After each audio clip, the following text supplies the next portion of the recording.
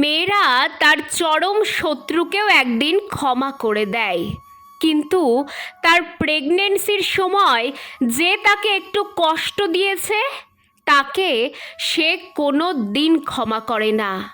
Pregnant অবস্থায় কে তাকে কাঁচা আম মাখা খাইয়েছে, কে তাকে মাথায় তেল দিয়ে দিয়েছে, কে তাকে একটু সেবা যত্ন করেছে, তা আজীবন তারা মনে রাখবে।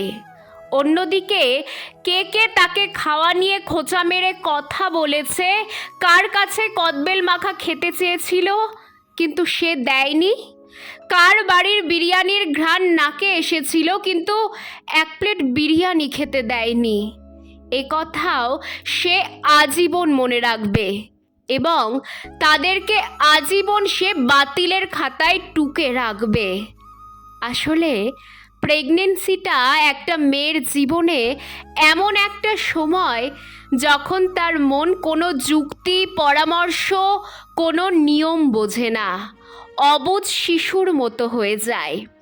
পাশের বাড়ির বেড়ালের ঝগড়া দেখেও সে ভেউ ভেউ করে কাঁদে, আবার অতি শখের জামাটা কেন গায়ে আটছে না এটা নিয়েও ফুপিয়ে ফুপিয়ে কাঁদে। আমার কথা বলি, আমার প্রেগনেন্সির পুরো সময়টায় আমি স্কুলে চাকরি করেছি। রোজই লাঞ্চ নিয়ে যেতাম বাড়ি থেকে, কিন্তু লাঞ্চ টাইমে খেতে বসলেই কান্না পেত, কারণ পাশের টেবিলে কোনো কলিগ হয়তো আলু ভাজা দিয়ে ভাত খাচ্ছে, আমার সেটা খেতে মন চাইছে কিন্তু লজ্জায় বলতে পারছি না, তাই এই শোকে আমি কাঁদতাম। একদিন কি ভেবে আমার প্রিন্সিপাল ম্যাম আমার জন্য অনেক পদের ভর্তা বানিয়ে নিয়ে এসেছেন।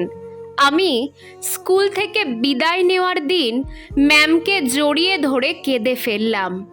আসলেই এই সময়টা একটা মেয়ের জীবনের বড় আশ্চর্যের সময়।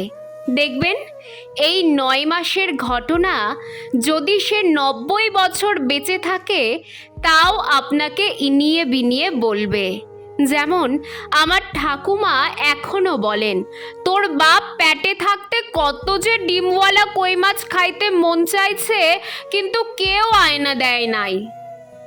তাই আপনার কাছের মানুষ যদি কেউ প্রেগনেন্ট থাকে তাহলে তার যত্ন নিন, অন্য সবার থেকে একটু আলাদা প্রায়োরিটি দিন তাকে, একটু তার দাবিগুলো পূরণ করুন।